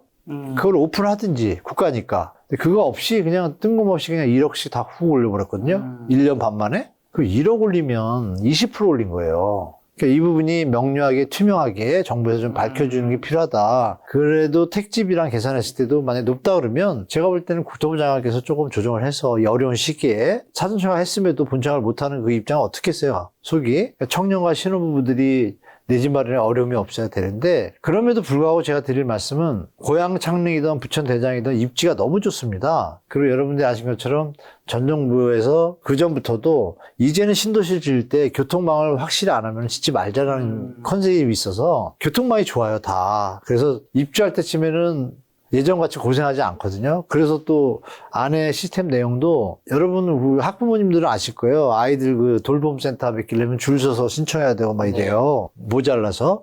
근데 3기 신도시는 다 돌봄센터가 있어요. 그게 신혼부부들한테는 너무 좋거든요. 그러니까 이런 부분에서 제가 볼 때 신혼부부들은 조금 비싸더라도 정부를 제가 어떻게 꺾을 수 없지만 정책을 국토부 장관님께서 좀 저렴하게 했으면 좋겠습니다. 원가 공개하고. 그러면다고 전제할 때는 무조건 이건 받으시는 게 좋습니다, 여러분. 말이 경기도 뭐 수도권이지 그냥 서울하고 똑같다고 보시면 돼요. 그래서 공공분야청에 들어가시고 두 번째는 네. 경매 있지 않습니까? 네. 경매 물건이 아까 보신 것처럼 임의경매 물건이 계속 늘지 않나요? 그리고 강남에도 물건이 뭐 매달 몇십 개씩 나옵니다, 지금 경매가. 그럼 강남에 꼭 진입하고 싶으시면 지금 지표로는 90% 정도의 뭐 낙찰가율을 얘기를 하잖아요. 그러면 낙찰률이라고 있잖아요. 10개가 경매가 붙으면 4개가 낙찰되는 게 지금 상황이거든요. 40% 조금 안 돼요. 지금 39%인데 6개가 유찰됐잖아요. 얘들이 넘어가잖아요. 한 6개월 뒤에 다시 하잖아요. 그럼 얘들이 20% 다운되면 얼마만 1억짜리라고 하면 1억짜리가 6개가 다운돼가지고 8천만 원에 시작하잖아요. 8천만 원의 90%는 얼마죠? 8, 9, 7, 7,200이에요. 그러면 이 물건도 있는 게 아니라 신건도 있잖아요. 그렇죠. 신건은 그럼 1억이 나왔는데 90%면 9천이라는 거 아니에요? 네. 9천하고 7천하고 평균을 내면 한 8,500 나와요. 그러면 15% 갭이 생겼잖아요. 그러니까 경매가, 감정가, 뭐 보도에 90% 감정가 이러면 1억짜리가 9천이라는 게 아니에요. 유찰된 물건이 지금 계속 겹치니까. 그러면 실제로는 운이 좋으신 분들은 시세 15에서 20% 사이에서 낙찰을 받을 수도 있잖아요. 네. 경매를 좀 활용하시는 게 좋은데 공부하기 어려우니까 네. 경매 매수 대리인 제도 활용하시면 좋습니다. 공인중개사분들 이렇게 붙어 있어요. 가셔가지고 그런 분들이 또 무주택자분들 잘해주거든요. 다 이렇게 컨설팅 해주고 대신 해주고 그렇게 하시면서 경매로 내 집 마련하는 것도 한 방법이다라고 좀 말씀드리고 싶네요. 네. 저 얼마 전에 한국에서 기준금리는 동결했잖아요. 앞으로 금리 인하 어떻게 할까요? 그리고 이게 한국 부동산 시장에 영향이 좀 있을까요? 금리 인하에도 투트랙 갈 것 같습니다. 그리고 네. 여러분들이 2.5% 만약에 간다고 할게요. 2번 더 네. 내려서. 2.5%면 대출금리 몇 프로일까요? 정책자금 대출은 별도로 하고 일반 대출을 보면 그러면 3%, 3.5% 받을 거라고 예측도 할 수 있겠잖아요. 그런데 여러분 많이 들으셨잖아요. 스트레스 DSR 7월 1일부터 한다고. 네. 그 가상금리가 몇 프로인지 아시죠? 1.5예요. 그럼 2.5로 내려온다 그래도 1.5를 더하면 어떻게 되죠? 4%입니다, 여러분. 네. 그러니까 코로나 시절에 그런 저금리는 올 일이 없다. 일단 이해하시고 그러면 혹시 정부가 그럼 가상금리를 조정하지 않을까? 쉽지 않습니다. 그 이유는 2월 7일 아까도 말씀드렸지만 IMF 보고서를 보시면 네. 그게 한국과 IMF의 연례 협의 보고서예요.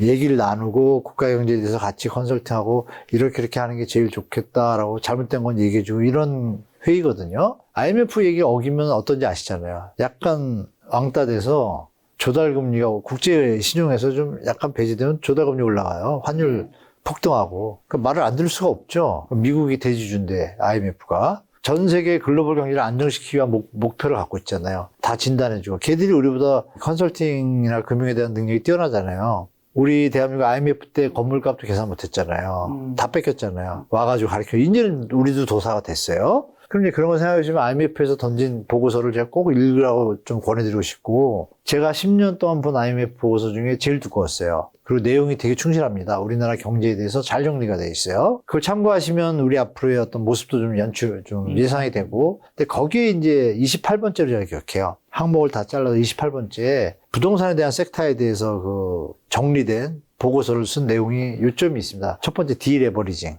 디레버리징을 확실히 못을 박아놓고 이게 없으면 소비의 제약이 따르고 기업의 성장이 부진을 겪을 것이라고 박아놨어요. 그럼 이 얘기를 듣고 디레버리징을 안 하고 퍼준다를 하기 어렵잖아요. 네. 그러면 다른 방법이 말씀드린 트랙에 있어서 주택담보대출을 줄여야 된다는 건 정해진 거잖아요. 방향성이. 게다가 금리 인하할 때 작년에 2번 할 때 하는 총재가 뭐라 그랬어요. 거시 건전성 강화 대책을 밝혀 자영업자의 어려움과 중소기업의 어려움을 지원하고자 금리를 인하한다. 부동산이 대상이 아니에요. 목표가. 환율 모니터링을 하고 가계부채에 대해서 심도 있게 모니터를 하면서 차기 금리 통화 정책을 실행해 나가겠다고 했어요. 2번 다. 네. 그럼 여기 워딩이 다 들어가서 끝났잖아요, 벌써. 그 와중에 전세 얘기가 강하게 들어있습니다. 그리고 PF 얘기. PF는 구조개혁을 하는 얘기가 딱 들어있고, 아니나 다를까 그 보고서가 회의를 1년에 몇 번 하거든요. 최근에 10월인가 11월에 한 번 했는데, 그 뒤에 금감원에서 PF 구조개선 계획서 나왔거든요. 네. 다 연결성이 있습니다. 근데 거기 중에 전세라는 말이 나와요. 전세, 재벌 있잖아요, 우리나라. 재벌이 영어로 체벌이잖아요, 체벌. 옥스퍼드 사전에 있잖아요, 이렇게. 재벌, CHBL. 우리나라 고유명사예요. 네, 세계명사 네, 쓰고 있어요. 여러분, 재벌은 대한민국에 없습니다. 맞아요. 근데 전세도 이제 고유명사가 됐어요. 김치처럼. 전세 딱 스페링 돼가지고 외국인들이 쓴 보고서인데, 전세, 롤오버, 리스크 모니터링, 이제 니딩이 필요하다. 그렇게 전세 만기가 됐을 때, 지금 경제가 약간 다우닝 됐을 때, 만기 됐을 때 전세 이자 대출을 감내하지 못하면 튕겨나가잖아요. 그때 전세 보증금을 못 들려주는 일이 벌어지는 리스크에 대해서 대비하라 이런 것 같아요. 네. 그 얘기는 돌려서 얘기하면 뭐죠? 전세 DSR을 좀 준비하면 어떻겠니? 라고 돌려치기도 되죠? 이런 것도 한번 염두에 두시면 그러면 IMF가 공부한 그 스타일에 조금은 호응을 해야 되잖아요. 그런 걸 생각하시면 금리 인하 지금 말씀 주셨잖아요. 아, 인하는 하지만 투트랙 가겠구나. 자영업과 건설업, 일반 중소기업에 지원하는 형태로 가고 부동산에서는 가상금리를 던지니까 은행은 좋아하겠죠. 속으로. 정부가 그렇게 좀 좋아하잖아요. 뒤로는 은행 이자 남기지 마 막 이러지만 거기서 은행이 할 일이 있죠. 그 신용회복위원회라고 남는 돈에 좀 일부를 네. 작년에 30조가 썼는데 신용회복위원회에다가 돈을 투여를 해요. 잉여금에서. 그걸 갖고 좀 신용회복에 쓰거든요. 공익적으로. 그런 걸 좀 많이 하게 하면 되겠죠. 자, 그럼 정리하는 좀 질문으로 올해 네. 수도권 부동산 집값 어떻게 되는 거죠? 서울은 좀 양극화가 차별화가 좀 분명히 일어날 것 같고요. 네. 강남 3구와 정상적인 일반 지역 분명히 좀 차등화가 될 것 같고요. 특히 동대문구라든지 입주 물량이 많은 구가 있어요. 몇 개, 한 3-4개 구가. 거기는 전세 가격 하락과 함께 매매 가격 하락도 벌어질 것 같아요. 강남 3구는 뭐 기본적인 희소성이 있다 보니까 그 폭이 제한적일 거고 또 상승할 기미는 토지거래 허가 때문에 좀 등장을 했고요. 네. 다만 이제 수도권은 약세입니다. 약세고 약세 중에 또 입주 물량은 여전히 나오거든요. 네. 수도권 중에 또 인천 같은 경우도 그렇고 일산 같은 경우도 또 네. 입주 물량이 꽤 있어요. 그래서 수도권은 전반적으로 평택도 그렇고 조정기가 한 해 내내 될 가능성이 많다고 봅니다. 그래서 수도권에서 주택을 좀 많이 가지고 계신 분들은 저 자산 체크 잘 하셔가지고 유동성 확보가 안 되면은 빨리 좀 긴축으로 들어가시는 게 좋을 것 같고요. 그리고 이제 지방은 육대강 씨는 올 한 해 좀 고생할 것 같습니다. 고생하니까 다만 정부가 투트랙 전략을 언급을 했어요. 네. 그리고 그 보고서 자체, IMF 보고서 자체 안에도 뭐라고 썼냐면 DSR 적용을 1.5%를 전 대상 가리지 않고 다 하겠다라고 딱 했어요. 가로치고 협의 대상 가능성 있음을 넣어놨어요. 이게 뭐냐면 금융위에서도 한번 언급을 했어요. 뭐냐면 지방이 너무 안 좋으니까 육대강시하고 이게 자칫 이제 경제가 좀 안 좋은 데다가 리스크가 번질까봐 여기는 DSR을 가상금리를 1.5가 아니라 1이나 1.2% 이 선에서 멈추려고 하는 걸 검토하고 있다고 발표했습니다. 그래서 지방광역시는 가격이 조금만 더 내려갔을 때 그때는 이제 접근 가능성이 된 시점이 온다고 봐요. 근데 그게 올 한 해 중에 어느 지점에서 나타날 수도 있다고 봐요. 많이 빠져주면 여름 가을에 나타날 수 있고 네. 덜 빠지면 연말 돼서 뭐 나타날 거라고 저는 예측하고 있습니다. 다른 PF 문제와 자영업 문제가 새 정부가 출범을 해가지고 잘 리딩해주면 연착륙의 개념으로 가겠지만 그 과정에서 또 트리거가 있으면 좀 충격이 좀 일시적으로 크게 올 수 있는데 그렇다고 너무 당하지 마시고 네. 자기 좀 계획을 갖다가 플랜을 올 한 해 어느 지점, 어느 지역에 주택을 살 것인지 또 팔 것인지 이런 것들을 좀 계획을 잡으시는 게 좀 좋을 것 같습니다. 시나리오. 그럼 그 계획에서 무주택자, 1주택자분들은 수도권에 계신 분 지금 어떻게 해야 될까요? 수도권에 계신 분들은 1번 공공분양 네. 말씀드렸죠. 2번 경매 접근, 3번은 주택시장 조정기하고 지역마다 다르잖아요. 서울은 입주 물량 많은 곳들은 충분히 기다려서 연말에 접근. 입주 물량이 적은 곳들은 선호 지역인데 그것들은 생애 최초 나오면 정책 자금 나오면 체크해 보셔가지고 부담 가능한 선이라 그러면 매입을 들어가셔도 되고 수도권은 사실 저는 다 연말까지 기다려보라고 말씀드리겠습니다.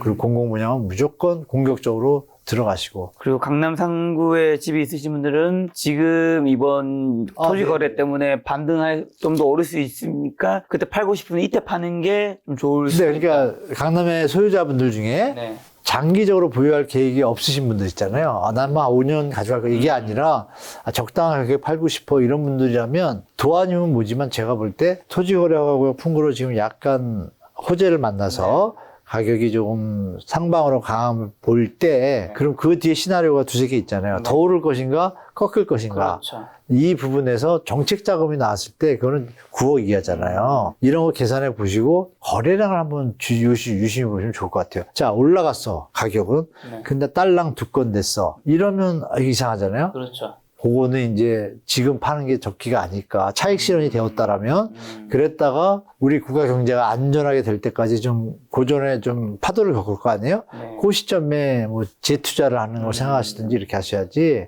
그리고 갈아타기 하시는 분도 본인 집이 일단 많이 올랐다면 네. 지금 내 집이 오른 상태에서 저 집이 내려가면 사야지 이건 잘못된 거고 오른 상태에서 빨리 처분하시고 월세로 만약에 1년을 살면 만약 1년 안에 그런 일이 벌어질 것도 예측되면 월세 계산하면 나오잖아요. 얼마 나가는지 지출이. 근데 이 집값이 만약에 내가 5천이 월세로 나가는데 1억에 500짜리 사는데 여기가 1억 떨어질 것 같아요. 네. 그건 그 시나리오 한번 각본을 가지고 대응하셔도 되겠죠. 그런 여러 가지 방법을 좀 취하시면 좋을 것 같습니다. 자, 올해 정말 특히 조심해야 되는 부동산 주택은 뭐 가장 위험한 좀 투자는 뭐라고 생각하시나요? 상가죠. 상가는 경매는 뭐 할만하지만 네. 일반 상가 가서 지금 뭐 거래하려는 사람도 없겠지만요. 지금 상가는 극도로 조심해야 됩니다. 또 왜냐하면 상가 그 폐업률이 역대 최대로 다가서고 있고 요즘 쿠팡이나 이런 온라인이 너무 잘 돼 있어서 상가도 좀 줄어드는 추세라면서요. 네. 그거 뭐 보도를 많이 안 하잖아요. 안 하고 상가 임대 수익률이 자꾸 낮아지고 있고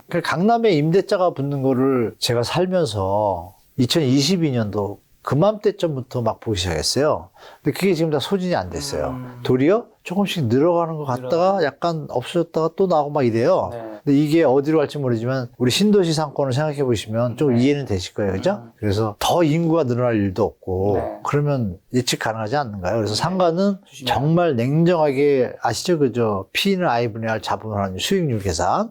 상가 가격의 연이율에다 요구 수익률이 나오는지를 분명히 계산하셔야 됩니다. 전화 와요. 분명히 어떤 친구가 야 상가가 20억짜리인데 10억에 판대 그러면 확 해서 이거 큰일 납니다. 10억이면 가서 이게 임대료가 얼마 나오는지 세금이 얼마 나오는지 근데 알고 봤더니 수익률이 3%야. 그러면 리스크를 안고 3% 하더니 은행에 두는 게 낫잖아요. 이런 판단 꼭 하시고 가셔야지. 요즘 특히 상가 가지고 그렇게 딜하는 몇몇 분들이 많아요. 조심하셔야 됩니다. 그리고 또 이런 것도 있어요. 상가 살 때 현재 있는 임차인을 가라 임차인을 둡니다. 네. 너무 조심하셔야 돼요. 특히 뭐 LG 대리점 이런 거. 그리고 5년 계약했다고 하고 막 해놓고 저 밑에 보면 깨알같이 5년이지만 어떤 일이 계속 있을 경우에 해지할 수 있다 딱 써 있어요. 그러면 야 이거 빨리 해야 돼 막 이러면 어떻게 하게 돼요? 그거 완전히 물리는 거죠. 그렇죠. 그래서 계약서 꼼꼼히 생각해 보시고 임차 계약서의 수익률 볼 때 임차 계약서 진짜 꼼꼼히 보셔야 돼요. 그리고 보시고서 수익률 체크하고 하시면 좋을 것 같습니다. 조심하시고. 알겠습니다. 오랜만에 또 교수님 나와주셨는데 저희 시청자분들에게 마지막으로 투자 조언 한마디만 주고 가신다면요? 네, 투자는 여러분 나보다 더 큰 바보가 있을 때 진정한 투자가 됩니다. 네. 그러면 내 뒤에 얼마나 많은 더 바보가 있는데 내 뒤에 바보가 없으면요 내가 바보가 되는 그런 거예요. 거죠. 그래서 이 부분을 알기 위해서는 여러분 우리 김작가 TV 잘 시청해 주시고 구독, 알람, 좋아요 이런 거 해주시면서 좋은 정보를 접하시면 예측 가능하고 대비가 가능합니다. 그래서 제일 중요한 건 건강 지키시면서 그런 식으로 합리적으로 대처하시면 실패하는 일이 없고 성공 투자가 좀 보장될 거라고 좀 말씀드리겠습니다. 교수님도 유튜브 채널 하고 계시잖아요. 채널명이 어떻게 되시죠? 이거 쑥스럽습니다, 그냥. 그냥 한번 제 이름만 하고 있는데, 네. 이제 바꿔야 될 것 같아요, 우리. 알겠습니다. 김작가님처럼. 네. 배너 광고 해놓겠습니다. 네, 고맙습니다. 네. 자, 다음번에 또 부동산 시장에 뉴스 생기면 교수님 모시고 좋은 이야기 들어보도록 하겠습니다. 오늘 만난 교수님은 한문도 교수님이었습니다. 지금까지 여러분 소중한 시간 함께 해주셔서 정말 감사합니다. 아, 예, 오늘도 고맙습니다. 김 작가였습니다. 고생 많으셨습니다. 네, 고맙습니다.